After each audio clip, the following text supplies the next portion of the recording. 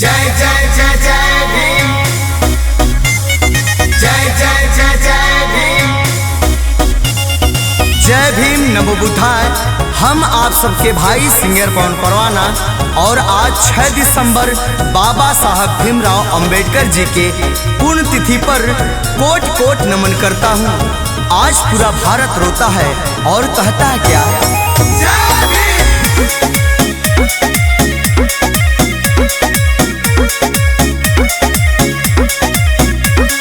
छोड़ी बहु जान हो परिवारवा, छोड़ी बहु जान हो परिवारवा, बाबा भैला गुलार के हो फूल। छोड़ी बहु जान हो परिवारवा, बाबा भैला गुलार के हो फूल। मेला वाला गाई के हो दुआरावा, मेला वाला गाई के हो दुआरावा, बाबा भैला गुलार के हो फूल। छोड़ी बहु जान हो परिवारवा, बाबा भैला गुलार के हो फूल। छोड़ी बहु जान हो परिवारवा।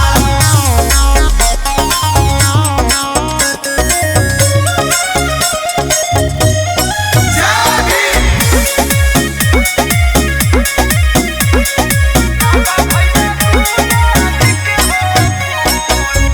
माई भीमा बाई के रहला गोद के दुलरुआ हो।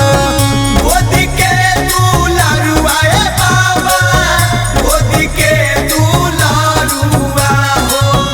पिताराम जिराव के रहला आँखी के पहरुआ हो।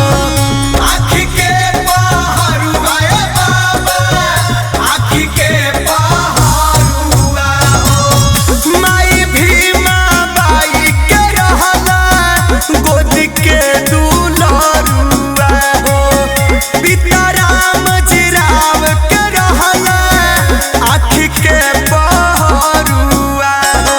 देशवा के अपना बनी हो रतनवा, देशवा के अपना बनी हो रतनवा, बाबा भैला गुलार के हो फूल।